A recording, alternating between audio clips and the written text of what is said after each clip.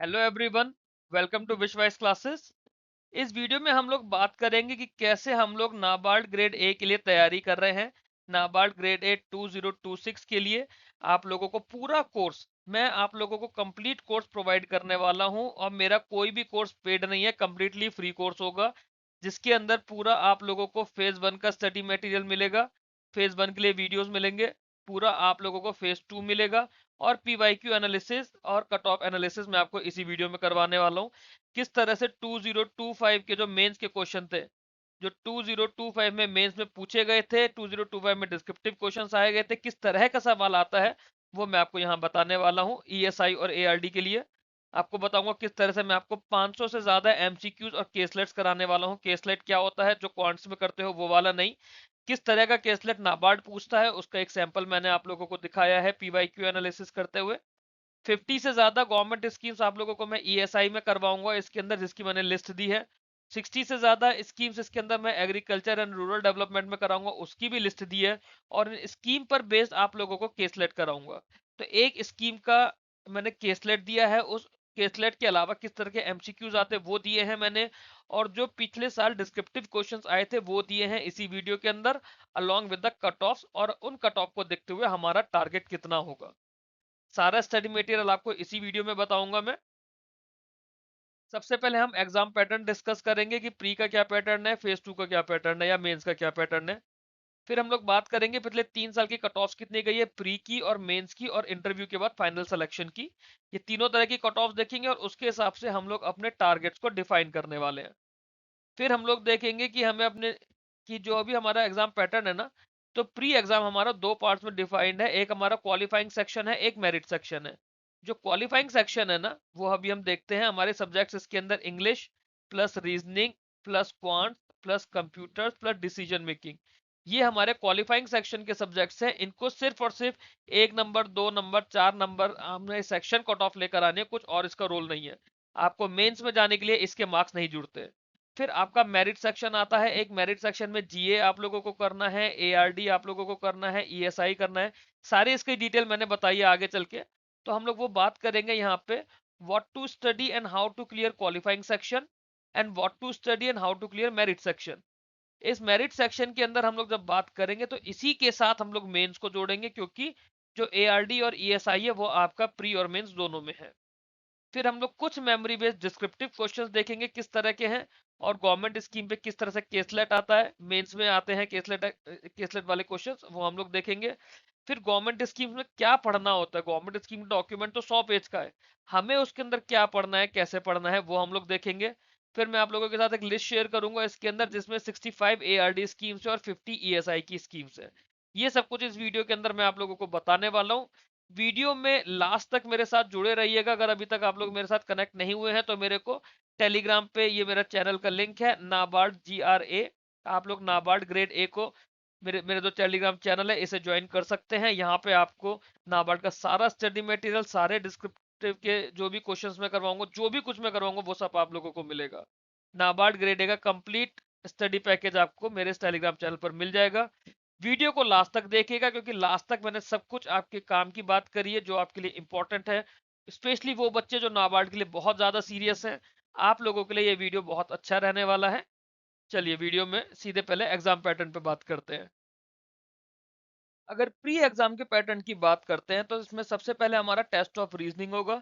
Reasoning हमारा 20 questions आएंगे 20 number के। इंग्लिश आएगा फिर, जिसके अंदर 30 क्वेश्चंस होंगे 30 नंबर के। कंप्यूटर नॉलेज के 20 क्वेश्चंस 20 नंबर के होंगे। क्वांट्स के 20 क्वेश्चंस 20 नंबर के होंगे। डिसीजन मेकिंग एक सब्जेक्ट आपके लिए नया ऐड हुआ है, इसके अंदर 10 क्वेश्चन 10 नंबर के। नए से मेरा मतलब है कि जो बच्चे सिर्फ बैंकिंग की तैयारी कर रहे हैं, नाबार्ड की तैयारी उन्होंने अभी तक नहीं करी है, उन लोगों ने डिसीजन मेकिंग पहले कभी पढ़ा नहीं है बैंकिंग एग्जाम्स में। जनरल अवेयरनेस है, 20 क्वेश्चन है 20 नंबर के। और डिसीजन मेकिंग के अलावा जो दो सबसे इंपॉर्टेंट सब्जेक्ट आप लोगों के लिए इसमें ऐड हुए हैं apart from regular banking exams, वो है इकोनॉमिक एंड सोशल इश्यूज और एग्रीकल्चर एंड रूरल डेवलपमेंट। तो हमें इसके अंदर ये सातों सेक्शन, सॉरी ये आठों के आठों सेक्शंस करने हैं, बट इनकी कट ऑफ्स बहुत कम जाएगी। और इसके अंदर एक खास कैच है। कैच क्या है?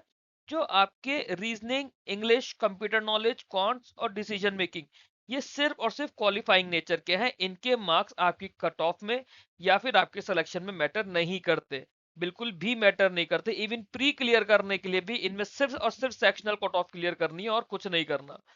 प्री क्लियर करने के लिए जो नंबर आएंगे आपके general awareness, economic and social issues और एग्रीकल्चर एंड रूरल डेवलपमेंट से आएंगे। ये पूरे 100 नंबर जो होंगे प्री के अंदर, जीए, ईएसआई और एआरडी, ये मिला के आपकी प्री की कट ऑफ डिफाइन करेंगे। खास चीज इसके अंदर यही है कि जो आपका टेस्ट ऑफ रीजनिंग है, इंग्लिश लैंग्वेज है, कंप्यूटर है, क्वांटिटेटिव एप्टीट्यूड है और डिसीजन मेकिंग है, ये सिर्फ और सिर्फ आपका क्वालिफाइंग सेक्शन है। मेरिट सेक्शन के अंदर जनरल अवेयरनेस है, इकोनॉमिक एंड सोशल इश्यूज है और एग्रीकल्चर एंड रूरल डेवलपमेंट है। तो ये जो मेरिट सेक्शन है, इसी के बेसिस पे आप मेंस में जाओगे या नहीं जाओगे। इन्होंने लिखा हुआ है, खास तौर से नोटिफिकेशन में आया था पिछली बार, shortlisting of the candidates for the mains exam will be based on marks scored in the merit section only. अभी एक एक करके हम लोग देखेंगे कि किस सब्जेक्ट में क्या सिलेबस है, कितनी कट ऑफ है और हमें किस तरह से उसे क्लियर करना है। मेंस एग्जाम का भी एक बार पैटर्न देख लेते हैं। मेंस का जो 2025 के नोटिफिकेशन में था, दो पेपर आए थे मेंस के अंदर। एक पेपर 1 था जो जनरल इंग्लिश का था और एक पेपर 2 था जो economic and social issues and agriculture and rural development. अब यहाँ पे दोनों सब्जेक्ट्स आपके कॉमनली क्लब हो गए हैं। जनरल इंग्लिश तो आपका ऑनलाइन डिस्क्रिप्टिव क्वेश्चंस का था, जिसके 3 क्वेश्चन थे 100 नंबर के। पिछली बार के मैंने मेमोरी बेस्ड क्वेश्चंस लिए हैं इंग्लिश के, देखेंगे किस तरह से आएगा। और 90 मिनट्स इसके लिए करने होंगे और जो डिस्क्रिप्टिव आंसर्स है ये आपको कीबोर्ड के थ्रू टाइप करना होगा। पेपर 2 की बात करें तो पेपर 2 में इकोनॉमिक एंड सोशल इश्यूज और एग्रीकल्चर एंड रूरल डेवलपमेंट दोनों ही सब्जेक्ट है। इसके अंदर ऑब्जेक्टिव क्वेश्चंस भी होंगे, डिस्क्रिप्टिव क्वेश्चंस भी होंगे। 30 ऑब्जेक्टिव क्वेश्चंस होंगे और वो 30 ऑब्जेक्टिव क्वेश्चंस 50 नंबर के हैं। मतलब इसमें कुछ क्वेश्चन 2 नंबर के होंगे और कुछ क्वेश्चन एक एक नंबर का होगा। ड्यूरेशन इसकी 30 मिनट्स होगी।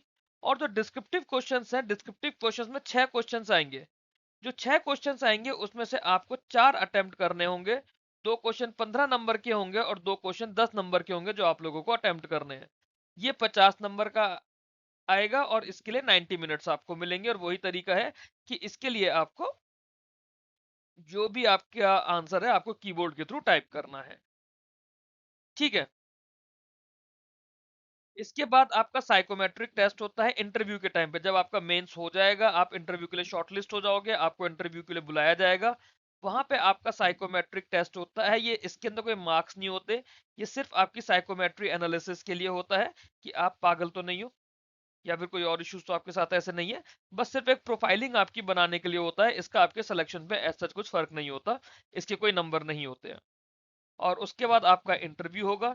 इंटरव्यू आपका 50 नंबर का होगा एग्जाम में। ओके। अब एक बार कट ऑफ देखते हैं, फिर सब्जेक्ट बाय सब्जेक्ट बात करेंगे हमें कैसे क्लियर करना है। प्रीलिम्स की अगर हम लोग कट ऑफ देखें पिछले 3 साल की, हमारी ये कट ऑफ है। 2025 की एक एक सब्जेक्ट करके बात करते हैं। जैसे रीजनिंग की बात करें, 2025 में 1 नंबर कट ऑफ गई है, 2024 में 3.25 नंबर कट ऑफ गई है, 2023 में 3 नंबर कट ऑफ गई है। इंग्लिश की बात करें 6 नंबर, 11.25 नंबर, 10.15 नंबर। कंप्यूटर की बात करें 2.5 नंबर, 4 नंबर, 3.25 नंबर। क्वांट्स की बात करें 1 number, 4.5 number, 3 number. Decision making की बात करें 1 नंबर, 2 नंबर और 1.5 नंबर। तो जो आपके क्वालिफाइंग सेक्शंस हैं, आप ये देखिए आपके क्वालिफाइंग सेक्शंस की कट ऑफ कितनी कितनी कम जा रही है।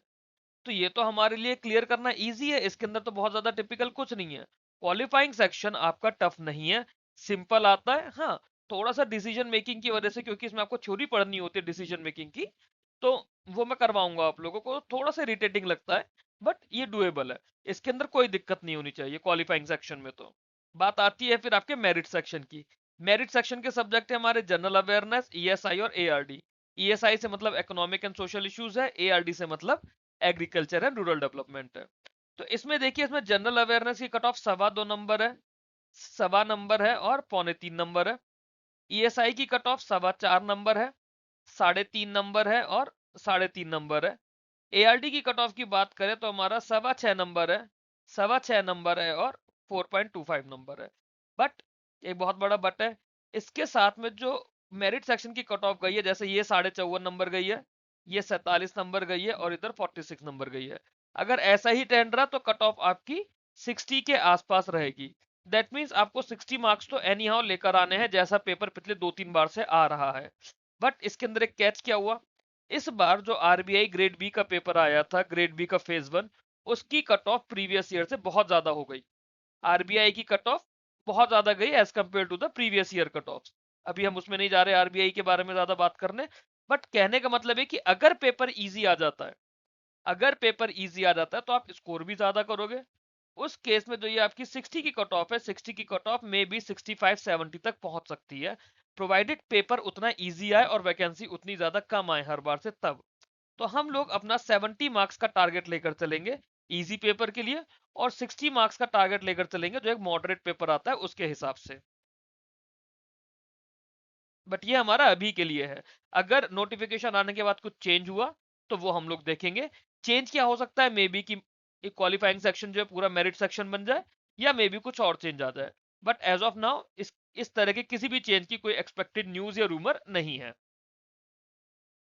मेंस के कट ऑफ की अगर हम लोग बात करते हैं पिछले 3 साल की, तो हमारे पास आप देखिए मेंस की जो इंग्लिश की कट ऑफ जा रही है, ठीक है, सिर्फ और सिर्फ इंग्लिश के डिस्क्रिप्टिव की, वो 60 नंबर है, इधर 54 नंबर है, इधर 53 नंबर है। तो दैट मीन्स यहाँ पे हमें 65 से लेके 70 का टारगेट करना पड़ेगा इंग्लिश के अंदर। ठीक है, ऑन एन एवरेज हम 65 से 70 का टारगेट लेकर चलेंगे। जिस तरह से मैं आप लोगों को कराऊंगा, आई बिलीव आप लोग शायद इससे ज्यादा नंबर भी लेकर आ सकते हो। जनरल इंग्लिश के लिए जो भी मैं आपको डिस्क्रिप्टिव के क्वेश्चंस कराऊंगा, प्रेसी राइटिंग की प्रैक्टिस कराऊंगा, या फिर मैं आप लोगों को लेटर करवाऊंगा, इसके अंदर आई बिलीव कि आप लोग 70 मार्क्स से ज्यादा लेकर आ सकते हो, प्रोवाइडेड आप लोग अपने कॉन्सेप्ट्स क्लियर करके चलो, जैसे मैं बोल रहा हूँ वैसे पढ़ते चलो, और एडिशनली जो भी आपके पास सोर्सेज है वहां से भी पढ़ते चलो। फिर ईएसआई और एआरडी ऑब्जेक्टिव की बात करें, ये ऑब्जेक्टिव हमारा 50 नंबर का था। 50 नंबर से इसमें 21.75 गई है, यहाँ 22.5 गई है, यहाँ 22.5 गई है। दैट मीन्स ऑब्जेक्टिव के अंदर आपकी कट ऑफ 25 से 30 हमें अपने सेक्शन का टारगेट लेकर चलना है मिनिमम। मिनिमम 25 से 30 की बात कर रहा हूँ। ईएसआई और एआरडी डिस्क्रिप्टिव की बात करें तो देखिए 29.25 गई है, 32 गई है, 31 गई है। तो यहां पे भी जो हमारा टारगेट रहेगा आउट ऑफ 50, हमारा टारगेट आउट ऑफ 50 ही चल रहा है ना सारा इसका, तो ये हमारा 35 से 40 तो रहेगा ही रहेगा, एनी हाउ हमें इतना रखना पड़ेगा। ठीक है, बट क्या इतने टारगेट से हमारा एग्जाम क्लियर होगा? आप देखो जो 200 नंबर का पेपर था, 200 नंबर की कट ऑफ 135.25 जा रही है, 126.75, 128.50। तो जब मेरी 135 कट ऑफ गई है 200 में से, तो मुझे तो एटलीस्ट 140 नंबर लेकर आने पड़ेंगे ना। अगर 200 में से मेरी कट ऑफ 135 जा रही है, मुझे अपने सिलेक्शन के लिए एटलीस्ट 140-145 मार्क्स के राउंड चाहिए होगा। और ये क्यों? क्योंकि पिछले साल की कट ऑफ में देखो कितना जबरदस्त इंक्रीज आया है। 126 की कट ऑफ जा रही थी, वहां से सीधे 125 की कट ऑफ आ गई, सॉरी 135 की कट ऑफ हो गई है। तो आपकी 8.5 नंबर की कट ऑफ बढ़ी है। 8.5 नंबर की कट ऑफ बहुत ज्यादा बढ़ना होता है। तो हमारा टारगेट क्या है? अब इन कट ऑफ को देखते हुए जो हमें अपने टारगेट के अंदर चेंजेस करने पड़ेंगे, इंग्लिश में हमें 70 नंबर लेकर आने पड़ेंगे। तो अब आप ये समझो कि आपको अपनी मेहनत 70 नंबर के हिसाब से करनी है। एआरडी और ईएसआई ऑब्जेक्टिव की अगर हम लोग बात करें, अगर हम लोग ढंग से तैयारी करेंगे, ढंग से मेहनत करेंगे, जिस तरह से मैं आप लोगों को बोलूंगा आप लोग उस तरह से मेहनत करो अच्छे से, तो इसके अंदर आप लोग 36 से 38 तक मार्क्स लेकर आ सकते हो। मुश्किल नहीं है, थोड़ा सा टफ पड़ता है क्योंकि हमें पढ़ना बहुत ज्यादा पड़ता है।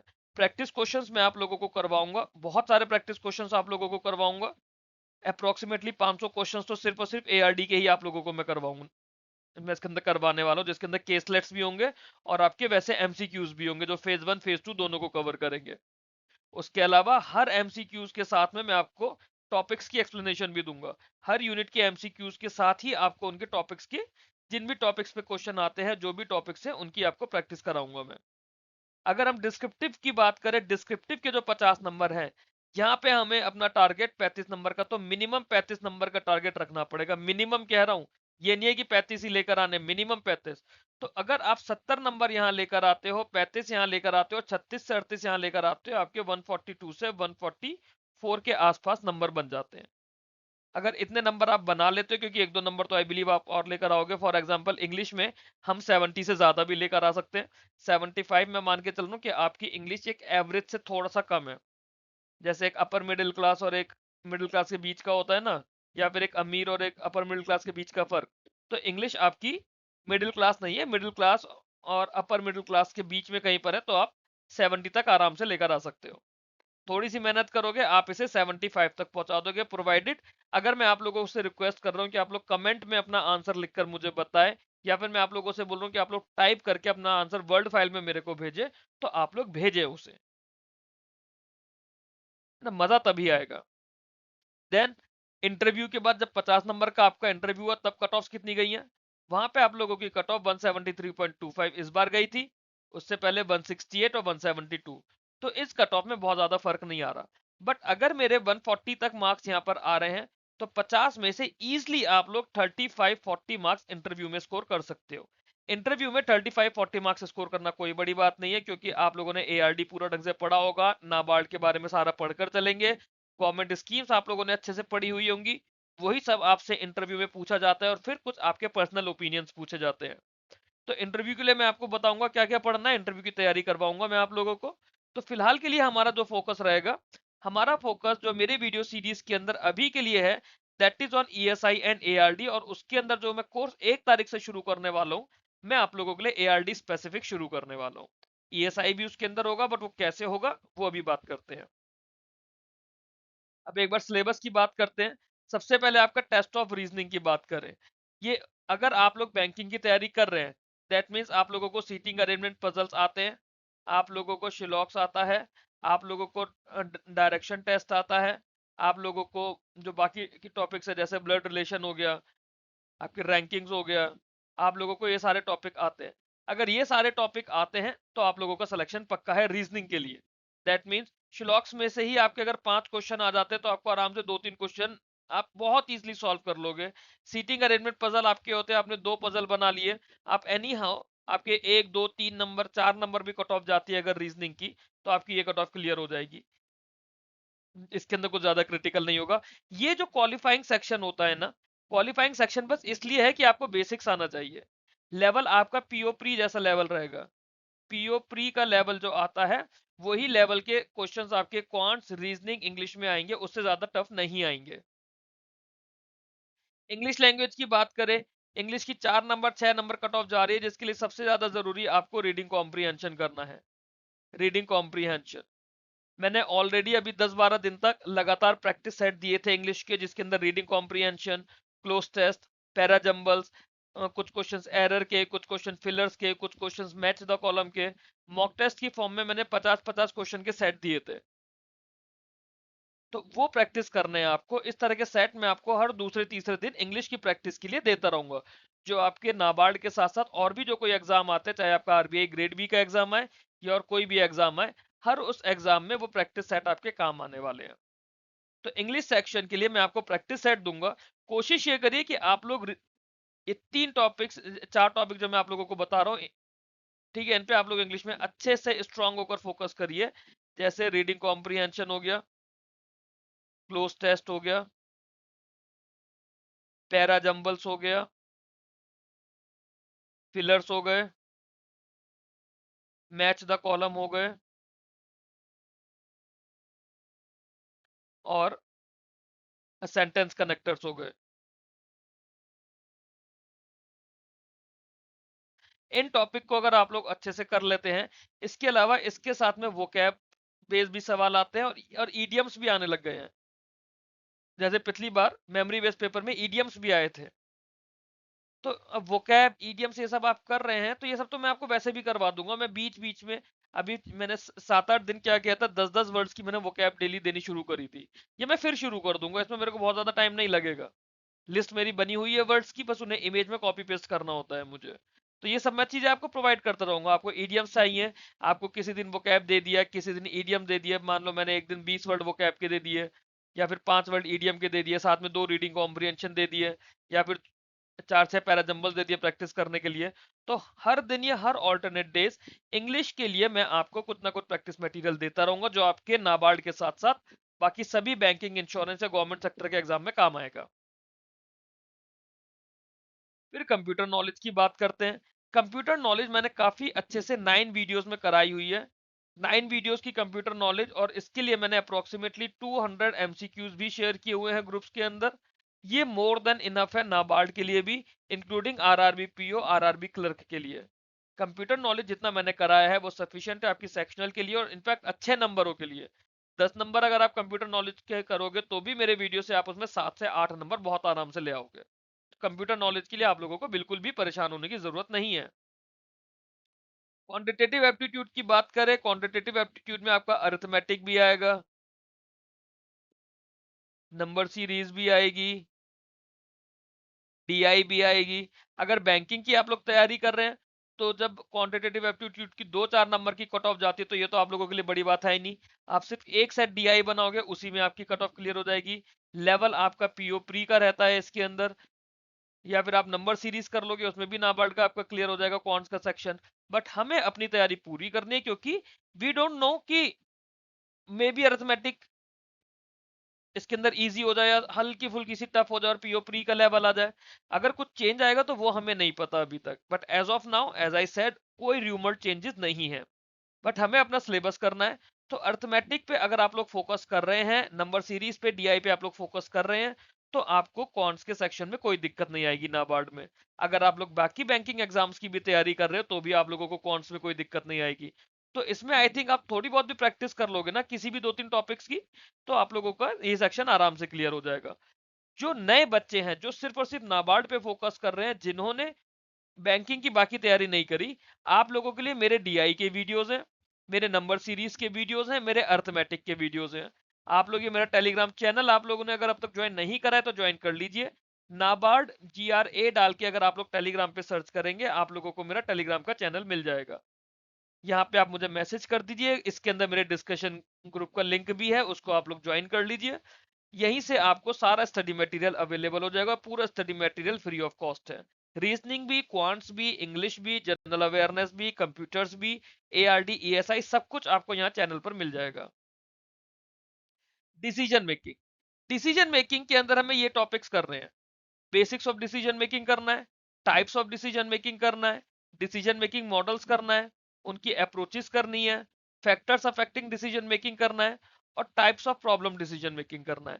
ये 7-8 टॉपिक्स हैं, और इसको मैं एक वीडियो में एक टॉपिक करा के आपको 1, 2, 3, 4, 5, 6 6 क्लासेस में मैं आपका ये सेशन ये वाला सब्जेक्ट कंप्लीट करा दूंगा।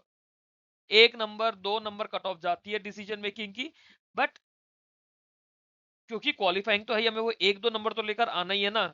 तो अगर आप 6 में से 3 या 4 सेशन भी देख कर जाते हो, 2 सेशन भी देख कर जाते हो, हमें नहीं पता वो 10 क्वेश्चन कहां से आ जाएंगे। आपके लिए मैं इतना इजी कर दूंगा कि हर टॉपिक पे आपके लिए, आप लोगों के लिए एक एक वीडियो सेक्शन, मतलब एक एक वीडियो सेशन, और करीब हर टॉपिक पे 10-10 MCQs के आपके लिए प्रैक्टिस सेशन। तो आपको मैं इसके अप्रोक्सीमेटली 70 से 80 MCQs दे दूंगा बेस्ड ऑन द PYQ। जिस तरह के PYQ में पूछे गए हैं उस तरह के 70-80 क्वेश्चंस मैं आप लोगों को दे दूंगा अलॉन्ग विथ थ्योरी सेशंस। ये आपका हो जाएगा, इसके लिए आप लोगों को अभी परेशान होने की जरूरत नहीं है। नोटिफिकेशन आएगा, नोटिफिकेशन आने के बाद फर्स्ट वीक के अंदर, नोटिफिकेशन के फर्स्ट वीक में आप लोगों को डिसीजन मेकिंग की क्लासेस मिल जाएंगी, और इसी फर्स्ट वीक में डिसीजन मेकिंग एक बार करके अपना बंद कर देंगे। फिर उसके बाद सीधे जब एडमिट कार्ड रिलीज होगा, एडमिट कार्ड रिलीज होने के बाद एक दिन में जो भी डिसीजन मेकिंग के वीडियोस और MCQs की PDF होगी, एक दिन में 2 घंटा 3 घंटा लगा के उसे एक बार रीड कर लेंगे, और डिसीजन मेकिंग दोबारा कभी नहीं करना। ओके। जनरल अवेयरनेस, अब यहां से बात शुरू होती है असली। जनरल अवेयरनेस से आपका मेरिट मेरिट सेक्शन शुरू होता है। ये आपका 20 नंबर का है। जनरल अवेयरनेस 20 नंबर का, और हमारा टारगेट इसके अंदर मिनिमम से मिनिमम 15 मार्क्स है। मिनिमम से मिनिमम 15 मार्क्स। जनरल अवेयरनेस में आप लोगों को क्या क्या करना है, आप लोगों को बैंकिंग अवेयरनेस करनी है, जिसे मैं बैंकिंग एंड फाइनेंशियल अवेयरनेस बोलता हूं। ये आप लोग अपने रेगुलर बैंकिंग एग्जाम्स के लिए भी करते हो, बैंकिंग एंड फाइनेंशियल अवेयरनेस। जैसे RBI के बारे में पढ़ना है, नाबार्ड के बारे में पढ़ना है, प्रायोरिटी सेक्टर के बारे में पढ़ना है, मनी मार्केट पढ़ना है, कैपिटल मार्केट पढ़ना है, डिजिटल बैंकिंग के बारे में पढ़ना है। ये सब आपके इंपॉर्टेंट टॉपिक्स हैं जो आप लोगों को जनरल अवेयरनेस में करने हैं। इसके अलावा करंट अफेयर्स, आपको करंट अफेयर्स कब से करने हैं? आपको देखो, करंट अफेयर्स हमें दो तरीके से करने हैं। एक तो जो हमारे रेगुलर करंट अफेयर्स है, सारे रेगुलर करंट अफेयर्स हमें करने हैं जुलाई से, क्योंकि अभी तक नोटिफिकेशन नहीं आया। सितंबर या अक्टूबर में भी अगर नोटिफिकेशन आता है और अक्टूबर नवंबर में अगर आपका प्री हो जाता है, तो उस केस में जुलाई से हमारे करंट अफेयर्स सफिशिएंट है, मोर देन इनफ है। अब इसके लिए मैंने जुलाई के वीकली और मंथली वीडियोस दिए हैं एमसीक्यूज के। अप्रोक्सीमेटली 550 एमसीक्यूज करवाए हैं मैंने, उसमें पूरा जुलाई कवर करा है, और ये 550 एमसीक्यूज सफिशिएंट है। सिमिलरली अगस्त का, मैं अगर अगस्त की बात करूं तो मेरे डेट वाइज डेली वीडियोस आते हैं। डेट वाइज डेली वीडियोस आते हैं नाबार्ड के लिए या बाकी सारे एग्जाम्स के लिए, उन्हें आपको करना है, इंपॉर्टेंट है, और वहीं से आपका करंट अफेयर का सेक्शन कवर होगा। इसके अलावा इन्हीं के अंदर एग्रीकल्चर एआरडी बेस्ड एमसीक्यूज होते हैं, एआरडी बेस्ड न्यूज के एमसीक्यूज। बट जो एआरडी के करंट अफेयर्स हैं, एआरडी करंट अफेयर्स मैंने अप्रैल ऑनवर्ड कराने शुरू करे हैं। मैंने अप्रैल ऑनवर्ड एआरडी करंट अफेयर्स के लिए मैंने अलग से सीरीज शुरू करी है, जो आप लोग देख सकते हैं, जिसके अंदर हर न्यूज को मैं एक्सप्लेन करता हूं। हर महीने की अप्रोक्सीमेटली 20 न्यूज होती है मेरे पास, 20 से 30 न्यूज के बीच में एवरी मंथ, हर महीने की, जो आप लोगों को करनी है।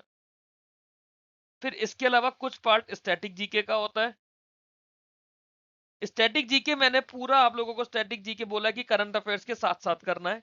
इसके अलावा जो बचा हुआ स्टैटिक जीके का पार्ट है, जो करंट अफेयर्स में मैं कवर नहीं कर रहा हूं, उनके मैंने वीडियोस अपलोड किए हुए हैं स्टैटिक जीके की प्लेलिस्ट में, वो आप लोगों को फॉलो करनी है।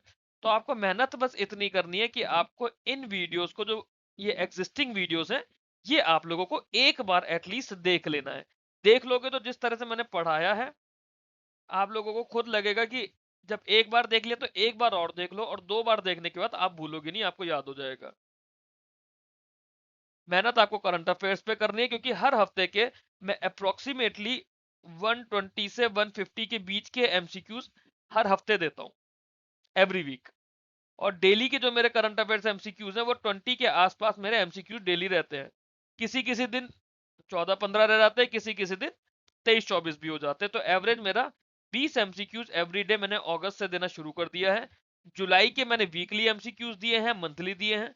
अगस्त ऑनवर्ड्स डेली और वीकली आ रहे हैं। सितंबर में अगस्त का मंथली वीडियो भी आ जाएगा। अब बात करते हैं हमारे इकोनॉमिक एंड सोशल इश्यूज और एआरडी की। Economic and social issues, ARD, दोनों सब्जेक्ट्स हमारे प्री में भी है, मेंस में भी है। तो जब प्री की बात करते हैं ना, इकोनॉमिक एंड सोशल इश्यूज हमारा 40 मार्क्स का है प्री के अंदर, और इसके अंदर हमें 30 मार्क्स लेकर आने हैं। 30 मार्क्स हमारे आएंगे कैसे? ये आएंगे हमारे करंट अफेयर्स से, प्लस गवर्नमेंट स्कीम्स। मैं आप लोगों को मंथली बेसिस पे गवर्नमेंट स्कीम देता हूं। मंथली जो गवर्नमेंट स्कीम्स न्यूज में होती है उस महीने की, मैं वो सारी गवर्नमेंट स्कीम्स आप लोगों को करवा रहा हूं, और अप्रैल से मैंने करानी शुरू करी है ये चीज। मंथली गवर्नमेंट स्कीम्स आप लोग अप्रैल से करिए। मैंने तो जनवरी से कराई है, बट नाबार्ड के बच्चों को मैंने अप्रैल से बोला है कि नया फाइनेंशियल ईयर शुरू हुआ है अप्रैल से, गवर्नमेंट स्कीम्स आप लोग अप्रैल से करिए। गवर्नमेंट स्कीम्स को हम लोग 3 तरह से करेंगे। We will do government schemes in 3 pattern. सबसे पहले तो हमारा मंथली हो रहा है। ठीक है, चलो अभी जब गवर्नमेंट स्कीम्स को डिस्कस करेंगे ना, वहां पे मैं बताऊंगा गवर्नमेंट स्कीम्स को डिटेल में कैसे करना है। पहले सिलेबस देख लेते हैं। अब इसका जो स्टैटिक सिलेबस है ना, स्टैटिक सिलेबस की वेटेज हार्डली 10% रहती है, हार्डली 10%। इससे ज्यादा स्टैटिक सिलेबस से नहीं आता। बट इसका जो सोशल जस्टिस वाला एक पार्ट है, ठीक है, जैसे अगर मैं सिलेबस में देखूं तो ये मेरा सोशल जस्टिस है। सोशल जस्टिस के अंदर है problems of scheduled caste and scheduled tribes, socio economic programme for scheduled caste and scheduled tribes. अब जैसे ही सोशो इकोनॉमिक प्रोग्राम्स की बात आई, आपके लिए गवर्नमेंट स्कीम्स का नाम आ गया। Positive discrimination in favour of the under privilege, social movements, Indian political system. Indian political system, जो करंट अफेयर्स में कुछ कुछ पॉलिटिकल इवेंट होते हैं, जैसे लोकसभा विधानसभा इलेक्शन, उसी से रिलेटेड कुछ आर्टिकल पूछा जा सकता है, या कुछ ऐसा चल रहा हो। ये हम लोग करंट अफेयर्स के साथ साथ मैंने कराना शुरू कर दिया है। ह्यूमन डेवलपमेंट में भी ऐसे ही आता है। फिर इसमें current economic and social issues, ये आपकी गवर्नमेंट स्कीम्स और करंट अफेयर्स ही हैं। Government scheme plus current affairs है। तो जो भी आप बोलते हो ना कि सर ईएसआई वाले करंट अफेयर्स कराने हैं, ईएसआई वाले करंट अफेयर्स कोई अलग नहीं होते। ईएसआई से या पीआईबी से भी आपको दो चीजें करनी है, पहला एक गवर्नमेंट स्कीम, दूसरे जो आपके डेली करंट अफेयर्स आ रहे हैं वो मैं ऑलरेडी आप लोगों को करवा रहा हूं। और मैंने एक नई चीज क्या प्लान करी है आप लोगों के लिए, ये प्लान करिए जो भी पीआईबी में रिपोर्ट्स होती है ना, जो नीति आयोग की रिपोर्ट्स होती हैं या फिर किसी और ऑर्गेनाइजेशन ने दी, मिनिस्ट्री ने कोई रिपोर्ट दी, और कई बार क्या करता है पीआईबी अपने आप में ही खुद से आर्टिकल्स पब्लिश करता है, वो सारे आर्टिकल्स मैंने प्लान करा है मैं आप लोगों को करवाऊंगा। इन आर्टिकल्स को हम लोग अक्टूबर में शुरू करेंगे और ये आर्टिकल्स में जुलाई ऑनवर्ड्स आप लोगों को करवाने शुरू करूंगा for NABARD grade A as well as for RBI grade B 2027। ठीक है, दोनों ही चीजों के लिए करेंगे क्योंकि ये चीजें तो कॉमन है, तो ये आपको करना ही करना है। अब इसके अलावा जैसे इसके अंदर हमारा ये टॉपिक है poverty alleviation and employment generation in India, rural and urban measurement of poverty, poverty alleviation programmes. अब ये जो चीजें हैं ये मैंने आरबीआई ग्रेड बी के इकोनॉमिक एंड सोशल इश्यूज में ऑलरेडी कराया हुआ है। तो ईएसआई आई वांट आप लोग उसी प्लेलिस्ट को फॉलो करो। जैसे इसके अंदर मान लीजिए आईएमएफ है, वर्ल्ड बैंक है, डब्ल्यूटीओ है, रीजनल इकोनॉमिक कोऑपरेशन है, सोशल स्ट्रक्चर्स इन इंडिया है that includes multiculturalism, demographic trends, urbanisation and migration, gender issues, joint family system, social infra, education, health environment, education status system, ये सब। अब जैसे education वाली चीजें आ गई, एजुकेशन वाली चीजें आपकी गवर्नमेंट स्कीम्स का पार्ट बनती हैं। इन चीजों में थ्योरी नहीं करनी है, थ्योरी आपको ये जरूर करनी है, जैसे आईएमएफ, वर्ल्ड बैंक, डब्ल्यूटीओ की बात हो गई है, या फिर ये सोशल स्ट्रक्चर इन इंडिया की बात हो गई है, ये थ्योरी आप लोगों को करनी है। Reforms in banking financial sector मैंने करवाया हुआ, ये आप लोगों को करना है। ग्लोबलाइजेशन ऑफ इकोनॉमी है, मैंने करवाया है काफी अच्छे से, ये आप लोगों को करना है।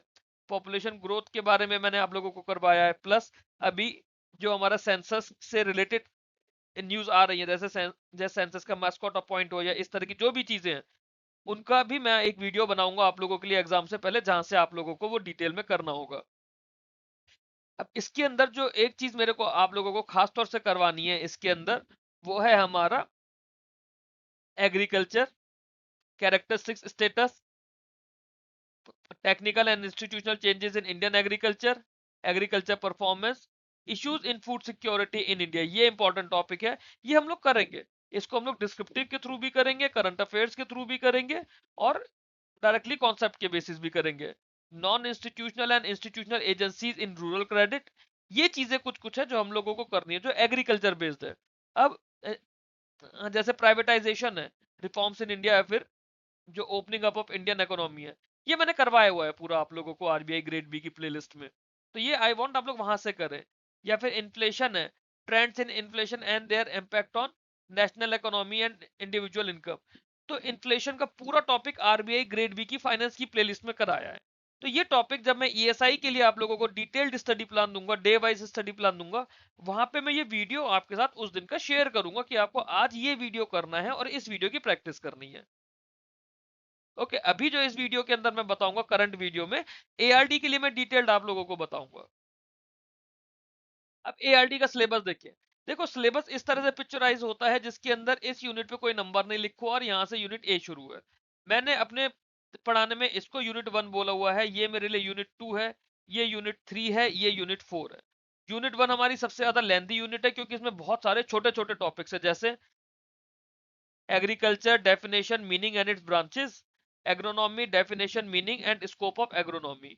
तो इसकी बात करें, मैंने इसको एक वीडियो में कराया हुआ है। ये वीडियोस ना मैं दो दो तीन तीन वीडियोस करके आपके लिए दोबारा डेली के टारगेट में शुरू करूंगा फ्रॉम सितंबर 1। ये हम लोग सितंबर 1 से बात करेंगे। स्टडी प्लान में आप लोगों के साथ मेरे टेलीग्राम चैनल पे शेयर करूंगा, डेली का आप लोगों को टारगेट दिया करूंगा, वीडियो दिया करूंगा।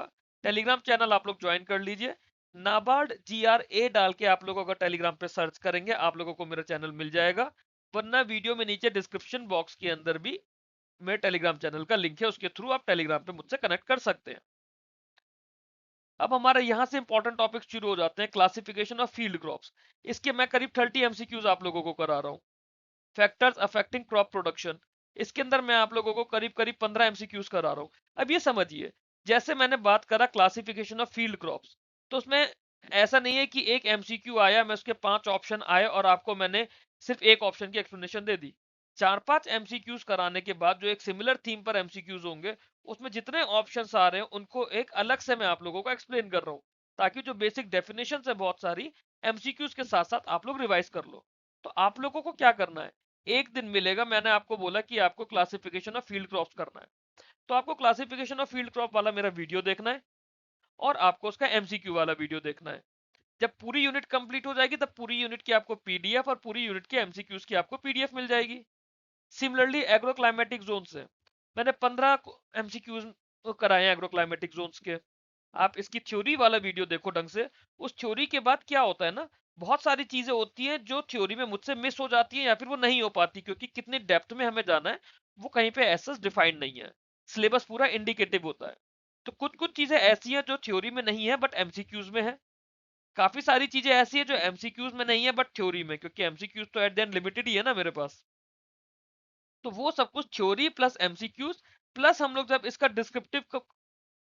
डिस्क्रिप्टिव का पार्ट शुरू करेंगे, theory plus MCQs plus descriptive मिलके आपका कंप्लीट स्टडी मटेरियल बनेगा। उसके अलावा हमारी गवर्नमेंट स्कीम्स पे केसलेट्स, करंट अफेयर्स, वो सब तो चलेंगे ही चलेंगे आराम से। फिर हमारा क्रॉपिंग सिस्टम आ गया, मान लीजिए definition and types of cropping system, problems of dryland agriculture.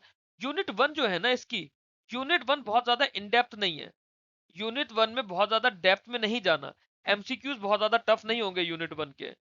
Unit 1 पे केसलेट आप लोगों को करवाऊंगा, डिस्क्रिप्टिव आप लोगों को करवाऊंगा, वो थोड़ा सा टफ आपको लगेगा, बट केसलेट यूनिट 1 का हम लोग अभी नहीं करेंगे, अभी हमें उसकी जरूरत भी नहीं है।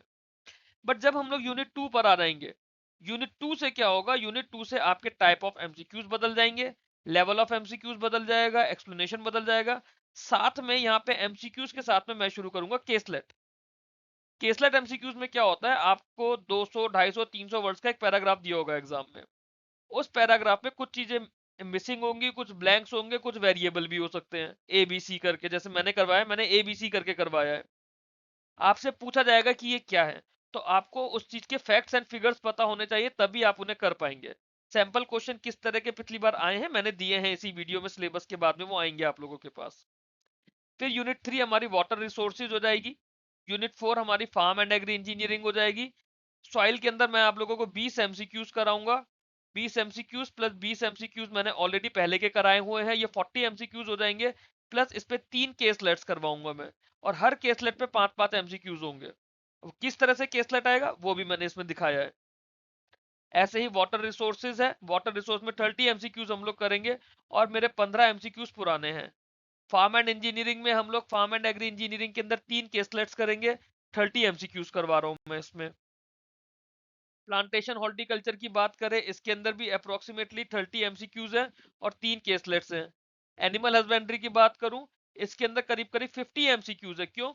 क्योंकि इसके अंदर फार्म एनिमल्स वाला पार्ट भी है और पोल्ट्री वाला पार्ट भी है। तो जब कंटेंट जहां पे बहुत ज्यादा हो जाएगा, वहां पे नंबर ऑफ एमसीक्यूज भी बढ़ जाएंगे, और जहां पे इतना कंटेंट नहीं होगा इस तरह से करने के लिए, वहां पे मे बी सिर्फ 15 एमसीक्यूज ही हो उस यूनिट के अंदर। ओवरऑल एआरडी के मैं आप लोगों को 500 प्लस एमसीक्यूज करवाने वाला हूं, और आपको साथ में केसलेट्स भी करवाने वाला हूँ काफी सारे। फिर फिशरीज। अच्छा, फिशरीज की मैंने अभी तक थ्योरी आप लोगों को नहीं कराई है। फिशरीज की थ्योरी मैं विद द टाइम ही कराऊंगा, जब हम एमसीक्यू, जिस भी दिन फिशरीज का एमसीक्यू रखूंगा मैं, उसी दिन फिशरीज का थ्योरी वीडियो आप लोगों के लिए आ जाएगा। तो फिशरीज की थ्योरी बची है ऐसे ही। पीछे वाली स्लाइड में जो एनिमल हस्बेंड्री था, एनिमल हस्बेंड्री में पोल्ट्री बचा है। पोल्ट्री मैंने आप लोगों को बोला था कि पोल्ट्री की थ्योरी की हमें जरूरत नहीं है, पोल्ट्री में पूरा आप लोगों को एमसीक्यूज के थ्रू ही कराऊंगा, बट ऐसा नहीं है, मैं आपको उसकी थ्योरी भी करवाऊंगा। So the day we will be doing the poultry MCQs, we will be doing the poultry theory, and the day we will be doing fisheries MCQs, we will be completing our topic of fisheries. ठीक है, तो fisheries की theory plus MCQs plus केसलेट्स। अब इस तरह से आप ये देख लो कि आपका एक टॉपिक या फिर एक यूनिट 2 दिन कम से कम चलेगा। एक दिन आप उसकी थ्योरी देखोगे, उसकी केसलेट करोगे, फिर उसके एमसीक्यूज करोगे, फिर नेक्स्ट डे उसको रिवाइज भी करो। तो टेक सम टाइम और नेक्स्ट डे आप उसको रिवाइज भी करो।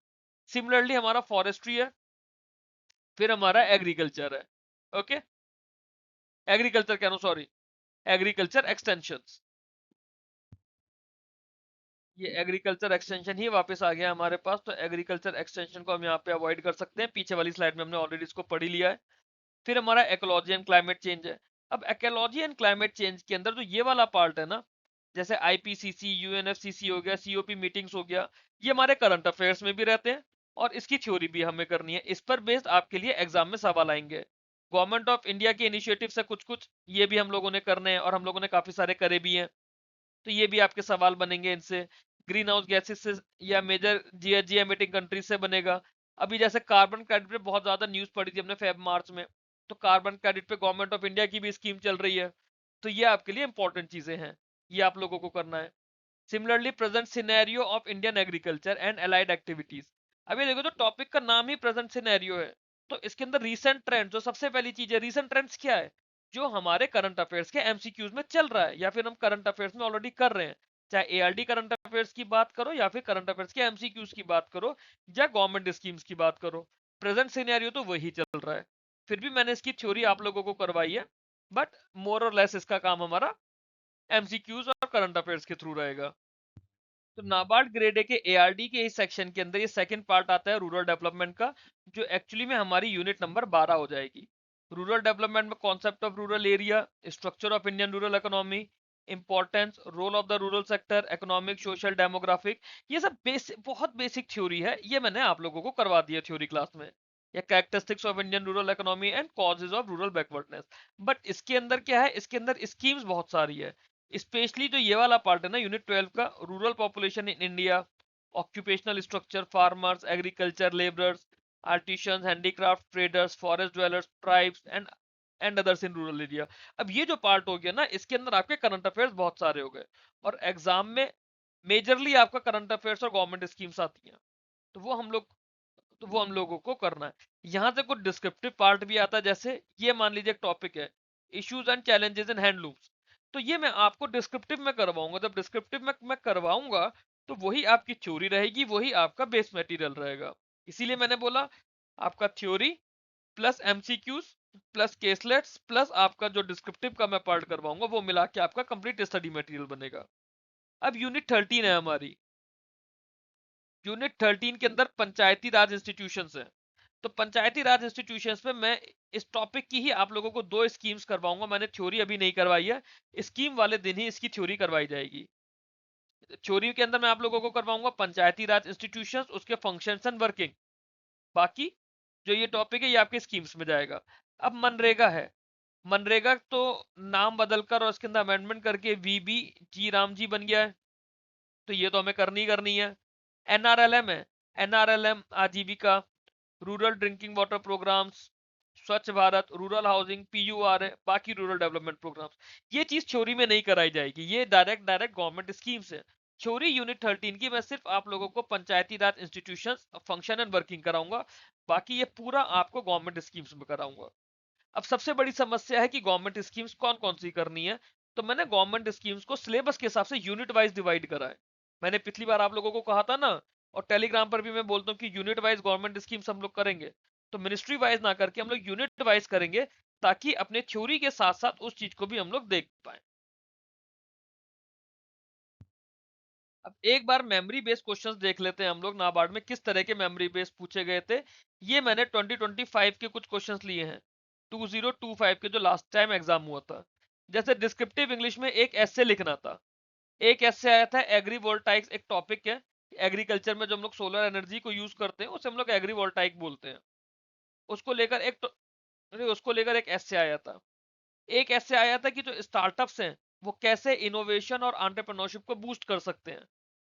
एक ऐसे आया था कि कैसे इंडिया अपने मैन्युफैक्चरिंग सेक्टर को ब्लॉस्टर कर सकती है।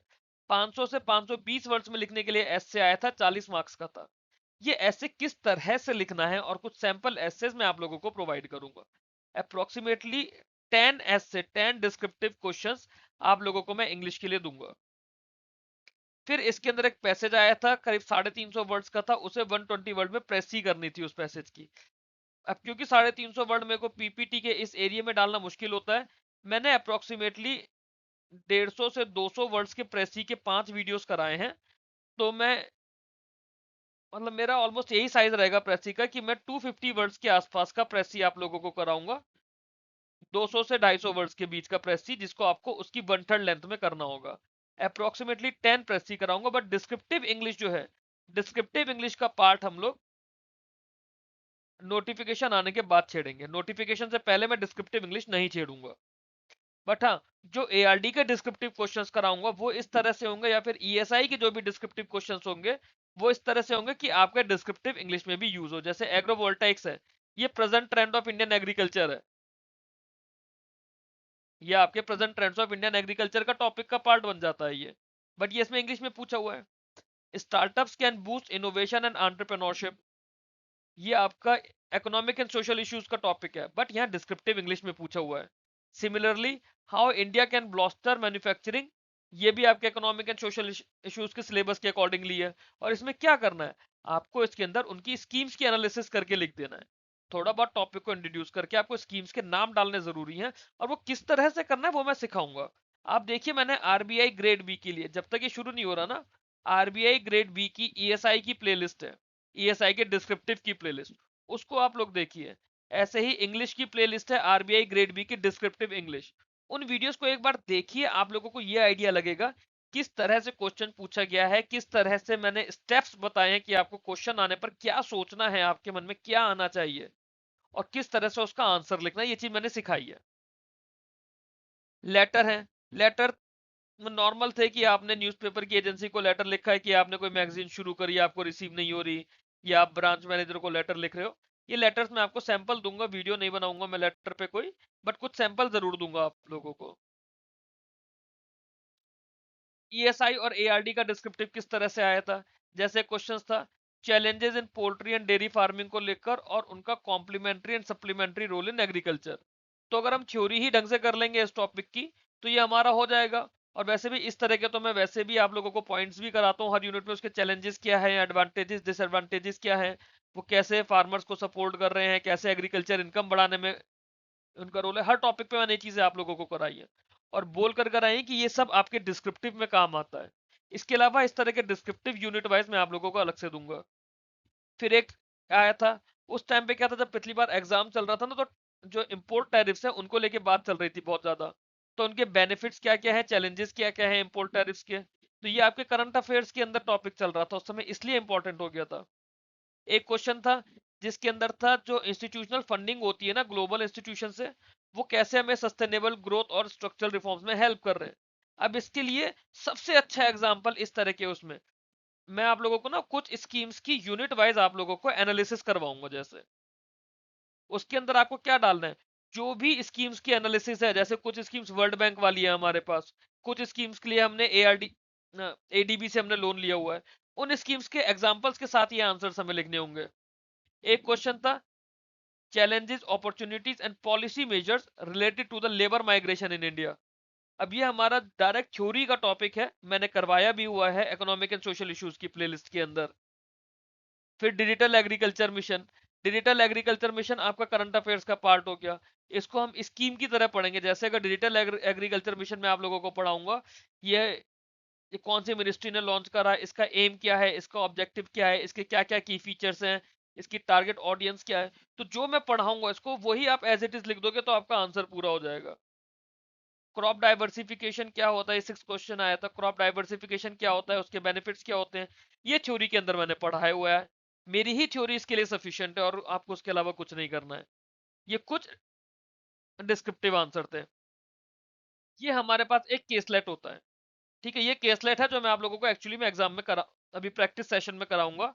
ईएसआई की पहली गवर्नमेंट स्कीम के अंदर मैं आपको यही कराऊंगा। क्या है, poverty elevation in rural India requires a multi-dimensional approach centered on building robust grassroots institutions. To address this structure challenge, the government of India is spearheaded by A, तो ये A हमसे पूछा जाएगा, implements a flagship poverty reduction program known as B। अगर आपने scheme पढ़ी होंगी तो ये केसलेट पढ़ के आप ये समझ पाओगे कि कौन सी स्कीम के बारे में बात की जा रही है। आगे क्या है, the core philosophy of this intervention is universal social mobilisation, ensuring that at least one woman from every identified rural poor household is brought into the self-help group network. This structured network aims to create sustainable livelihood enhancement and improve access to formal credit mechanism for marginalise communities. ऐसे ही एक paragraph और है, ये एक paragraph और ये है। अब ये इसके अंदर इशू क्या है ना, देखो जैसे ये साइज है मेरे पास, क्योंकि पीपीटी का स्क्रीन का साइज छोटा है तो फॉन्ट इतना छोटा हो रहा है। एक तो आप लोग मुझे ये कमेंट करके बताओगे कि ये जो फॉन्ट का साइज है, ये फॉन्ट का साइज आप लोगों के लिए सही है, तो मैं इतनी लेंथ का रखूंगा, वरना मेरे को थोड़ी सी लेंथ और छोटी करनी पड़ेगी। तो this you have to tell me whether you are okay with the font size और नॉट। मुझे कुछ नहीं करना, मेरे को 2 लाइन कम कर देनी है या 3 लाइन कम कर देनी है, तो उसके लिए हार्डली 2 स्टेटमेंट मुझे कम करनी पड़ेंगी अपने केसलेट से, और मेरा केसलेट रेडी टू गो रहेगा। एग्जाम में जो केसलेट आएगा वो इससे थोड़ा बड़ा आएगा, तो जब हम लोग मेंस की तैयारी करेंगे ना, क्योंकि ये मेंस में आएगा केसलेट में, जो प्री के बाद में जो मैं आपको मेंस के लिए, तब तक हम प्रैक्टिस तो कर चुके होंगे सारी, हम सारी स्कीम्स भी कर चुके होंगे तब तक। तो उसके लिए मैं प्रैक्टिस के केसलेट्स आपको पीडीएफ में अलग से दूंगा, वो वर्ड फाइल की पीडीएफ होगी, तो उसके अंदर तो आपको बड़े केसलेट्स मिल जाएंगे। बट फॉर नाउ इतने बड़े केसलेट्स के लिए you have to confirm me कि क्या आपको ये फॉन्ट का साइज सही है या नहीं, ये आप लोग मुझे कमेंट बॉक्स में बता दीजिए। तो इस तरह से ना फिर ये आगे भी इसके कुछ कुछ फीचर्स दिए हुए हैं, इन फीचर्स के बेस पे हमें स्कीम्स को आइडेंटिफाई करना होगा। अगर मैंने स्कीम आइडेंटिफाई कर ली और मैंने स्कीम पढ़ी हुई है, तो इसके सारे सवालों के जवाब मैं दे पाऊंगा। अब ये भी हो सकता है कि इसके अंदर आपको स्कीम का नाम दिया हो, बाकी कुछ चीजें आप लोगों से पूछ ले। ये भी हो सकता है कि ऐसी चीजें पूछ ले जो इस केसलेट में नहीं है, बट उस स्कीम की है जो हम यहाँ पे आइडेंटिफाई कर रहे हैं। So there are n number of ways a question can be asked on this caselet. फिर उसके अलावा अपार्ट फ्रॉम द केसलेट हमारे पास इस तरह से क्वेश्चन आते हैं, जैसे आपको कुछ रैंडमली 2 से 3 स्टेटमेंट दे दी, इन्हें मैं मल्टी सेलेक्ट बोलता हूं। ठीक है, मल्टी सेलेक्ट टाइप के होते हैं। Which of the following options are correct regarding the operational guidelines of the scheme. अब ये उसी केसलेट पर बेस है जो हमने पीछे केस, ठीक है, जो हमने पीछे केसलेट करा है। तो उसका एक क्वेश्चन से हमें ये पता चला था, मतलब जब मैंने वो करवाऊंगा मैं, तब आपको स्कीम आइडेंटिफाई कराऊंगा कि वो डीएवाई एनआरएलएम पर बेस्ड है। अब आपसे मान लीजिए कि ये क्वेश्चन अगर केसलेट पर बेस्ड नहीं होता, तो ये डायरेक्टली क्वेश्चन बनता which of the following statement are correct regarding DAY NRLM, और आपको ये 3 स्टेटमेंट दिए हुए हैं। अब आपसे पूछा जाएगा कि इन तीनों में से कौन कौन से स्टेटमेंट, ये तीनों स्टेटमेंट सही है, और इसमें इनकरेक्ट भी पूछ सकता है कि इनकरेक्ट स्टेटमेंट कौन सा है, ये भी पूछा जा सकता है। तो इस तरह के क्वेश्चंस की हम प्रैक्टिस करेंगे, और ये बहुत सारी स्कीम्स करेंगे, अप्रोक्सीमेटली 50 स्कीम्स में इकोनॉमिक सोशल इश्यूज में आपको प्रैक्टिस कराऊंगा, और 65 के अप्रोक्सीमेटली स्कीम्स आपको मैं एआरडी के अंदर प्रैक्टिस कराऊंगा। तो 115 स्कीम्स की तो मैं प्रैक्टिस ही प्रैक्टिस आप लोगों को कराऊंगा, हर स्क्रीन पर ऐसे एक एक केसलेट और 5-5 एमसीक्यूज स्कीम से रिलेटेड कराकर। ओके।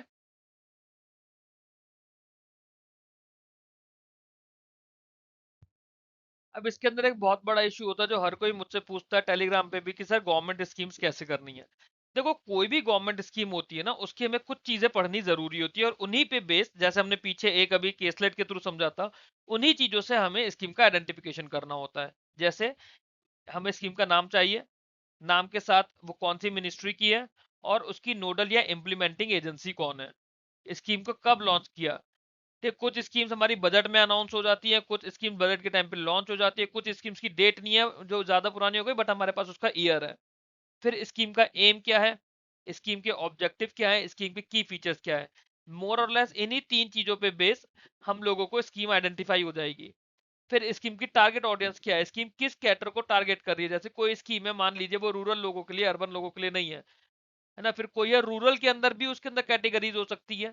हो सकता है कि वो सिर्फ SC ST OBC PWD and women के बेनिफिशियरीज के लिए स्कीम हो, या फिर हो सकता है वो किसी और चीज के लिए स्कीम हो सकता है कि एक फैमिली में सिर्फ एक पर्सन के लिए स्कीम हो, सबके लिए स्कीम ना हो। तो देर आर मल्टीपल थिंग्स कि आपके लिए स्कीम की टारगेट ऑडियंस क्या है, उसकी एलिजिबिलिटी क्या है स्कीम के लिए। फिर स्कीम का बजटरी आउटले और सेंटर स्टेट फंडिंग रेशियो। जैसे स्कीम है, तो ऐसा नहीं है कि हर स्कीम में पूरा पैसा केंद्र सरकार दे रही है या सेंट्रल गवर्नमेंट दे रही है। हो सकता है, जैसे बहुत सारी स्कीम में मेजोरिटी क्या होता है, स्कीम्स हमारी 2 तरह से हो जाती हैं, एक सेंट्रल सेक्टर स्कीम और एक सेंट्रल स्पॉन्सर्ड स्कीम। जो सेंट्रल सेक्टर स्कीम है उसकी 100% फंडिंग सेंटर करती है, मतलब हमारी सेंट्रल गवर्नमेंट करती है। जो सेंट्रल स्पॉन्सर्ड स्कीम होती है उसमें कुछ पैसा केंद्र सरकार देगी, और कुछ पैसा स्टेट गवर्नमेंट देगी। अब जो केंद्र सरकार या सेंट्रल गवर्नमेंट और स्टेट गवर्नमेंट के बीच का डिस्ट्रीब्यूशन है, अब वो मान लीजिए कि नॉर्मली किसी भी स्टेट्स के लिए वो 60:40 में है, बट जो हमारी यूनियन टेरिटरीज है उसका 100% गवर्नमेंट के पास है। या फिर जो हमारी नॉर्थ ईस्टर्न इंडिया की स्टेट्स हैं या हिमालयन स्टेट्स हैं, वहां पे सेंट्रल और स्टेट का एक्सपेंडिचर रेशियो 90:10 हो जाता है। तो ये हमें पता चाहिए, इस पे सवाल भी पूछा जा सकता है और ये स्कीम आइडेंटिफिकेशन के लिए भी काम आ सकता है।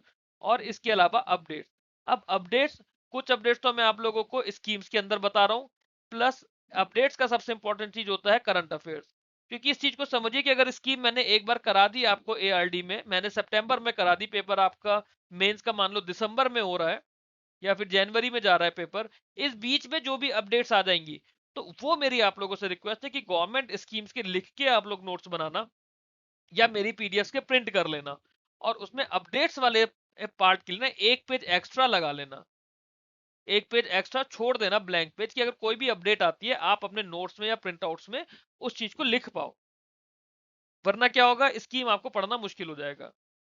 अब इसमें इकोनॉमिक एंड सोशल इश्यूज में हम लोग 50 से ज्यादा स्कीम्स करने वाले हैं, एआरडी के अंदर हम लोग 65 से ज्यादा स्कीम्स करने वाले हैं। स्कीम्स की लिस्ट मैं आपके साथ इसी वीडियो में शेयर करूंगा। और इसके अलावा एक जो सीरीज चल रही है वो मंथली गवर्नमेंट स्कीम्स की है। मंथली गवर्नमेंट स्कीम्स वाली, अगर आप लोग मेरे को फॉलो कर रहे हो, जो भी बच्चे पहले से देखते आ रहे हैं, आप लोगों को पता है कि हम लोग स्कीम इसी तरह से कर रहे हैं जिस तरह से मैंने बताया है। बट जो स्कीम्स ईएसआई और एआरडी की लिस्ट में मैंने बताई है, उस पर हम लोग स्कीम के साथ केसलेट भी करेंगे। एक ही वीडियो में स्कीम होगा और उसी वीडियो में उस पर बेस केसलेट होगा। जैसे जो मैंने आपको सैंपल दिखाया था, दीनदयाल उपाध्याय अंत्योदय योजना, सॉरी दीनदयाल अंत्योदय योजना एनआरएलएम स्कीम के अंडर पहले हमने पूरी स्कीम को समझाया है उसके अंदर मैंने, उसके बाद उस पर केसलेट दिया है। जैसे वो केसलेट था, उस केसलेट पे 5 एमसीक्यूज दिए हैं आइडेंटिफिकेशन के या फिर मल्टी सेलेक्ट वाले, जैसे एक आपको एमसीक्यू दिखाया। तो ये पूरा एक सिंगल सेशन में होगा। तो इसलिए ईआरडी के ऐसे, सॉरी ईएसआई के ऐसे 50 स्कीम्स के सेशंस होंगे, एआरडी के 65 स्कीम्स। हो सकता है किसी दिन एक स्कीम करें, किसी दिन 2 स्कीम करें, किसी दिन 2 ईएसआई, किसी दिन 2 एआरडी, इस तरह से भी कर सकते हैं। वो डिपेंड्स कि किस तरह से हम उसे फिजिबल कर रहे हैं। अभी मैं ये मान के चल रहा हूँ कि हमारे पास एटलीस्ट 2 महीने का टाइम है और आप लोगों ने काफी सारी स्कीम्स पढ़ ली हैं, तो आप लोगों को सितंबर से नवंबर 30 तक अपने सिलेबस के लिए काफी आराम मिल जाएगा। शुरू में सितंबर में अपना सिलेबस हम लोग थोड़ा ज्यादा पुश कर लेंगे तो हमें अक्टूबर नवंबर इजी हो जाएगा। और मंथली गवर्नमेंट स्कीम्स अगर आप लोग अप्रैल से कर रहे हैं, एआरडी सीए आप लोग अप्रैल से कर रहे हैं, तो जो स्टेट गवर्नमेंट की स्कीम्स होती है वो ऑलरेडी एआरडी सीए के अंडर कवर हो रही है, उन्हें मैंने अलग से नहीं कराया और अलग से करने की नीड भी नहीं है। अब एक बार स्कीम्स की लिस्ट देख लेते हैं, स्कीम्स को समझ लेते हैं। अब एक बार लिस्ट ऑफ स्कीम्स देख लेते हैं हम लोग कौन कौन सी स्कीम्स कवर करने वाले हैं। मैंने एआरडी की तो यूनिट वाइज लिस्ट बनाई है और ईएसआई के लिए इंपॉर्टेंट स्कीम्स मैंने आपको जनरलाइज बताई है। एआरडी में यूनिट 1 की जो मैंने बात करी थी उसमें हम लोग ये 8 स्कीम करेंगे। पीएम किसान, राष्ट्रीय कृषि विकास योजना, national food security mission, national mission on edible oils, national mission on edible oil, oil palm, ये दोनों अलग अलग है, ये ऑयल सीड्स के लिए है, ये oil palm. National mission on sustainable agriculture, परंपरागत कृषि विकास योजना, national mission on natural farming, ये हम लोग करेंगे यूनिट 1 की schemes. Soil and water conservation वाली यूनिट के लिए करेंगे यूनिट 2 में soil health card scheme, watershed development component, एक प्रधानमंत्री कृषि सिंचाई योजना। अब एक स्कीम ना होकर एक अम्ब्रेला बन गया है, अम्ब्रेला एज इन उसके अंदर बहुत सारी सब स्कीम्स हैं, तो उसमें हम लोग वाटरशेड डेवलपमेंट कंपोनेंट को डिटेल में करेंगे, अटल भूजल योजना करेंगे, जल शक्ति अभियान कैच द रेन करेंगे। यूनिट 3 में मिनिस्ट्री ऑफ जल शक्ति की प्राइमरी स्कीम्स हम लोग करेंगे, जैसे प्रधानमंत्री कृषि सिंचाई योजना। अब ये अपने आप में बहुत बड़ी स्कीम हो जाती है कि इसके अंदर ही 2-3 कंपोनेंट्स आ जाते हैं। फिर इसी में हम लोग पर ड्रॉप मोर क्रॉप करेंगे, इसी में हम लोग command area development and water management करेंगे, फार्म एंड, फिर यूनिट 4 आ रहेगी फार्म एंड एग्री इंजीनियरिंग, इसमें सब mission on agriculture mechanisation, agriculture infra fund, PM Kisan Sampada Yojana, PM FME formalisation of micro food enterprises और ऑपरेशंस ग्रीन, ये हम लोग फार्म एंड एग्री इंजीनियरिंग के अंदर करेंगे। फिर हमारा प्लांटेशन एंड हॉर्टिकल्चर आएगा यूनिट 5, जिसके अंदर हम लोग mission for integrated development of horticulture कर रहे हैं, नेशनल बैम्बू मिशन कर रहे हैं। फिशरीज के अंदर प्रधानमंत्री मत्स्य संपदा योजना, प्रधानमंत्री मत्स्य किसान Samriddhi Sah Yojana, fisheries and aquaculture infra development fund. Animal husbandry वाली यूनिट हमारी 6 यूनिट है, जिसमें हम लोग राष्ट्रीय गोकुल मिशन करेंगे, नेशनल लाइव स्टॉक मिशन करेंगे, livestock and disease control programme पढ़ेंगे, national programme for dairy development करेंगे, animal husbandry infra development fund पढ़ेंगे, और supporting dairy cooperatives and farmer producer organisation ये स्कीम पढ़ेंगे। इस तरह से यूनिट वाइज स्कीम्स की लिस्ट है। फॉरेस्ट्री में हमें ग्रीन इंडिया मिशन करना है, कंपनसेटरी एफोरेस्ट्रेशन फंड या फिर कैंपा के बारे में पढ़ना है, मिस्टी पढ़नी है, mangrove initiative for shoreline habitats and tangible incomes, और नगर वन योजना पढ़नी है। यूनिट 9 एग्रीकल्चर एक्सटेंशन है, जिसमें हम लोग सबमिशन ऑन एग्रीकल्चर एक्सटेंशन पढ़ेंगे, एग्रीकल्चर टेक्नोलॉजी मैनेजमेंट एजेंसी आत्मा के बारे में पढ़ेंगे, फॉर्मेशन एंड प्रमोशन ऑफ 10,000 एफपीओस के बारे में हम लोग पढ़ेंगे। यूनिट 10 आएगी हमारी इकोलॉजी एंड क्लाइमेट चेंज, इसमें हम लोग national adaptation fund for climate change पढ़ेंगे, national action plan on climate change पढ़ेंगे, एग्रीकल्चर क्लाइमेट की स्कीम्स में हम लोग national initiative on climate resilient agriculture पढ़ेंगे, निकरा। ये स्कीम्स है जो हमारी थ्योरी के अकॉर्डिंगली, हमारे सिलेबस के अकॉर्डिंगली, जो थ्योरेटिकल सिलेबस है उस पर बेस्ड जो भी हमारी गवर्नमेंट स्कीम्स है ये सारी हमें करनी है। फिर प्रेजेंट सिनेरियो इंडियन एग्रीकल्चर में हम लोग प्रधानमंत्री फसल बीमा योजना करेंगे, क्योंकि मानसून का सीजन चल रहा है, जगह जगह एग्रीकल्चर का लॉस हुआ है, तो प्रधानमंत्री फसल बीमा योजना का बहुत इंपॉर्टेंट रोल आ जाता है। किसान क्रेडिट कार्ड, इसके अंदर रिसेंटली अमेंडमेंट्स हुए थे, ये हमें करना है। E national agriculture market, farmers protest चलता रहता है, तो उस चीजों से रिलेटेड हमें सारी स्कीम्स करनी है। एग्रीकल्चर मार्केटिंग फार्मर इंस्टीट्यूशंस के बारे में पढ़ना है, ये रिपीट हो गई scheme. Modified interest subvention scheme MISS करना है, एग्रीकल्चर इंफ्रा फंड करना है, प्रधानमंत्री गरीब कल्याण अन्न योजना करनी है, one nation one ration card, PM पोषण, सक्षम आंगनवाड़ी एंड पोषण 2.0। क्यों? क्योंकि अब जैसे ये स्कीम है, मान लीजिए दोनों ही स्कीम है या फिर तीनों स्कीम ले लो, ये आपकी स्कीम आती है फूड सिक्योरिटी की। हमारा जो सिलेबस है present scenario of Indian agriculture, उसमें इटसेल्फ टॉपिक डिफाइंड है फूड सिक्योरिटी, तो फूड सिक्योरिटी की स्कीम आपको करनी पड़ेगी। फिर आपकी मॉडिफाइड इंटरेस्ट सबवेंशन स्कीम है, एग्रीकल्चर इंफ्रास्ट्रक्चर फंड है, आपको फाइनेंस की स्कीम उसके अंदर, ये आपका किसान क्रेडिट कार्ड है, प्रधानमंत्री फसल बीमा योजना है। आपके लिए टॉपिक डिफाइंड है एग्रीकल्चर फाइनेंस, एग्रीकल्चर फाइनेंस अब टॉपिक इटसेल्फ आपको डिफाइंड है। फिर एग्रीकल्चर मार्केट आपको टॉपिक डिफाइंड है, तो आपको उनकी स्कीम्स तो करनी पड़ेंगी ना, वो तो हम छोड़ नहीं सकते। रूरल डेवलपमेंट का जो पार्ट था उसमें इतनी ढेर सारी स्कीम्स हैं, मनरेगा हमें पढ़नी है, प्लस इस बार हम लोग VBG राम जी जब आ जाएगा ना, तो आप देखेंगे कि आपके सिलेबस में ही लिखा आ जाएगा।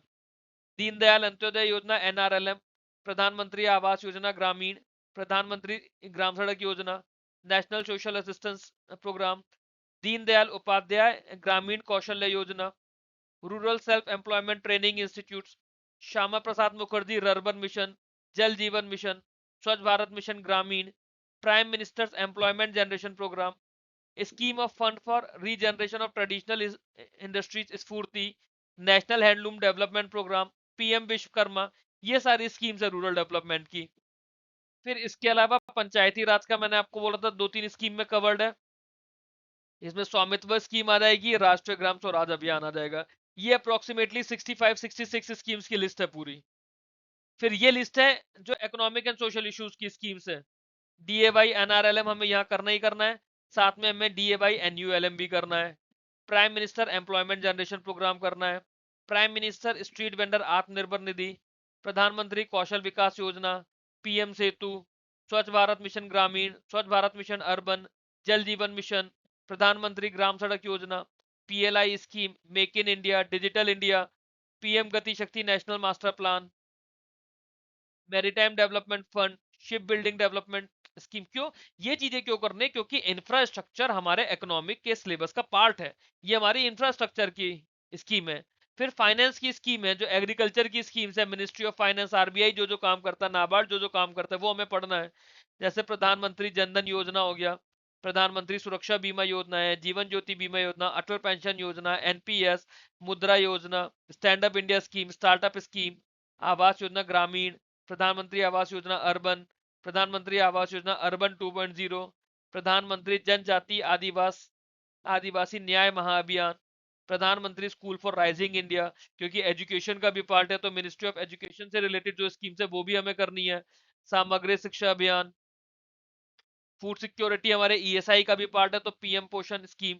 अब जब कोई स्कीम अगर कहीं पे रिपीट हो रही है, जैसे मान लीजिए मैंने एआरडी में पीएम पोषण आपको करा दिया और यहाँ पे भी रिपीट हो रहा है, या फिर डीएवाई एनआरएलएम हो रहा है, तो उसके अंदर हम लोग क्या करेंगे, जिसका सेशन पहले हो जाएगा, अगर ईएसआई में हमने वो स्कीम कर ली तो वो मैं एआरडी में नहीं कराऊंगा, बट एआरडी के क्लास वाले दिन उसका केसलेट करेंगे। ठीक है, अगर एआरडी में वो स्कीम कर ली तो ईएसआई में नहीं करूंगा, बट देन फिर ईएसआई वाले क्लास के दिन उसका केसलेट जरूर किया जाएगा। केसलेट तो हम एक से ज्यादा क्रिएट कर सकते हैं ना, एक से ज्यादा बना सकते हैं। केसलेट में क्या करना है, न्यूज़पेपर में से आर्टिकल उठाना है एक अच्छा सा, उस आर्टिकल के अंदर कुछ चेंजेस करने हैं स्कीम के अकॉर्डिंगली, उसके अंदर कुछ फैक्टर्स को हाइड करके उन्हें ABCD मार्क कर देना है। 1 घंटे का काम है, केसलेट बन जाता है अच्छा सा। तो ये चीजें हो जाएंगी। नेशनल मीन्स का merit scholarship scheme, Ayushman Bharat प्रधानमंत्री जन आरोग्य योजना, क्यों, क्योंकि हेल्थ भी इंपॉर्टेंट पार्ट है हमारे सिलेबस का। Ayushman Bharat digital mission, national health mission, Poshan Abhiyan, Pradhan Mantri Ujjwala Yojana, Daksh scheme, national overseas scholarship for SC ST students, national fellowship, mission Shakti, Vatsalya, smile, PM Ajay, IPOP, Beti Bachao Beti Padhao, Sukanya Samriddhi, प्रधानमंत्री मातृ वंदना योजना, क्यों, क्योंकि विमेन सेंसिटिविटी भी हमें रखनी है हमारे सिलेबस के हिसाब से। तो अभी जो हम लोग 1 सितंबर से करने वाले हैं, 1 सितंबर से I will give you ARD की theory lecture. I am thinking कि मैं दोबारा से लेक्चर्स को अपलोड कर दूं। फिर थ्योरी लेक्चर्स के अलावा I will give you government scheme ARD की, plus I will give you MCQ, plus I will give you केसलेट्स if and when necessary. For example unit 1 के लिए केसलेट हम लोग अभी नहीं कर रहे, उसमें केसलेट की इतनी नीड नहीं है। केसलेट हम लोग यूनिट 2 से शुरू करेंगे, सॉइल वाली यूनिट से। प्लस स्कीम के अंदर तो हम लोग केसलेट करेंगे ही करेंगे, बट बाकी एमसीक्यूज भी तो हमें करने हैं। फेज 1 में तो एमसीक्यूज ही आएंगे, 40 एमसीक्यूज आएंगे, और इन्हीं एमसीक्यूज में से आएंगे जो मैं आप लोगों को करवा रहा हूँ, या फिर इतनी एक्सप्लेनेशन से बेस आएंगे जो एक्सप्लेनेशन में उसमें आप लोगों को प्रोवाइड करूंगा।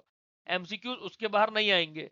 केसलेट आपका फेज 2 में आएगा, गवर्नमेंट स्कीम पे बेस केसलेट आपका फेज 2 में आएगा।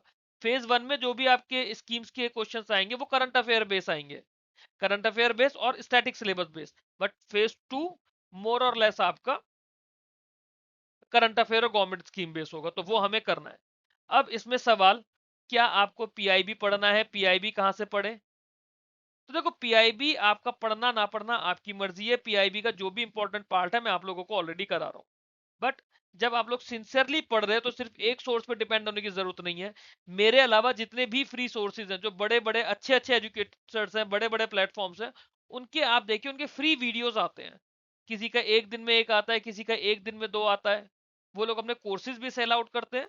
बट अगर आप लोग मेरे थ्रू ऑलरेडी पढ़ रहे हो तो उनके कोर्सेज की आपको नीड नहीं पड़ेगी, बट उनके फ्री यूट्यूब वीडियोस देखकर वो आप जरूर देखिए, उनके फ्री यूट्यूब वीडियोस को। उससे आपको कुछ ना कुछ और एड ऑन ही मिलेगा आपके सिलेबस में, तो it will be a good thing. But हाँ, मैं जो आप लोगों को पढ़ा रहा हूँ, जो एमसीक्यूज में आप लोगों को करवाऊंगा, मेरे अकॉर्डिंगली वो अपने आप में बेस्ट सिलेबस है, best source of study material है। बट कुछ भी अगर एक्स्ट्रा आप लोगों को कहीं और से मिलता है तो उसको जरूर देखिए, क्योंकि at the end it is your career, it is about your future.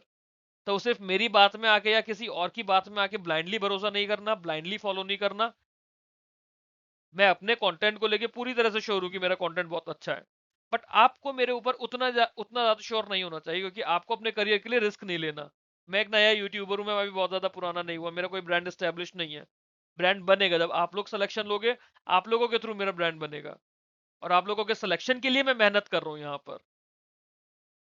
तो मिल तो अपन दोनों लोग मिलके मेहनत करेंगे, मैं भी मेहनत करूंगा, आप भी मेहनत करोगे, आप लोगों का सिलेक्शन होगा, और अगर सिलेक्शन होगा तो विश वाइज क्लासेस एक बड़ा ब्रांड निखर कर आएगा। ये वीडियो अगर आप लोगों को अच्छा लगा हो तो प्लीज वीडियो को लाइक करके चैनल को सब्सक्राइब कीजिए। वीडियो को अपने बाकी दोस्तों के साथ शेयर करिए जो लोग नाबार्ड के लिए सीरियस है, नाबार्ड के लिए तैयारी कर रहे हैं, नाबार्ड ग्रेड ए में का ऑफिसर बनना चाहते हैं। मेरे को अच्छा लगता है जब मेरे वीडियो को लाइक्स आते हैं, कोई नए लोग मेरे से जुड़ते हैं, नए सब्सक्राइबर्स ऐड होते हैं। इससे मोटिवेशन मिलता है ताकि मैं और बेटर कंटेंट आप लोगों के लिए बना पाऊँ। ये मेरा टेलीग्राम चैनल है, मैंने वीडियो में भी आपको 2-3 जगह बताया है। नाबार्ड GRA डाल के आप लोग सर्च करेंगे, आप लोगों को टेलीग्राम का मेरा चैनल मिल जाएगा। जो भी नाबार्ड ग्रेड ए की अपडेट्स आएंगी, स्टडी प्लान होगा, पीडीएफ्स है, नोट्स है, वीडियोस हैं, सब कुछ मेरे इस टेलीग्राम चैनल पे मिलता रहेगा आपको। डे बाय डे 1 सितंबर 2026 से हम लोग शुरू करेंगे। ARD की प्लेलिस्ट ऑलरेडी मेरी अपलोडेड है, बट आई एम थिंकिंग कि एक नई प्लेलिस्ट आप लोगों के लिए डे बाय डे नए वीडियोस ऐड करके बनाऊं। तो उसी प्लेलिस्ट के अंदर आप लोगों के लिए MCQs भी डालता जाऊंगा, उसी प्लेलिस्ट के साथ में आप लोगों के लिए थ्योरी सेशंस भी आते रहेंगे। अगर आप लोग पुरानी प्लेलिस्ट को ही कंटिन्यू करना चाहते हो तो मेरे को आप लोग कमेंट बॉक्स में बताइए, और अगर आप लोगों को नई प्लेलिस्ट चाहिए और नए वीडियोस चाहिए तो आप लोग मेरे को कमेंट बॉक्स में बता दीजिए, जैसा आप लोगों का मेजोरिटी बच्चे बोलेंगे बिल्कुल उसी तरह से मैं कर दूंगा। Thank you very much for watching this. Keep learning, keep growing.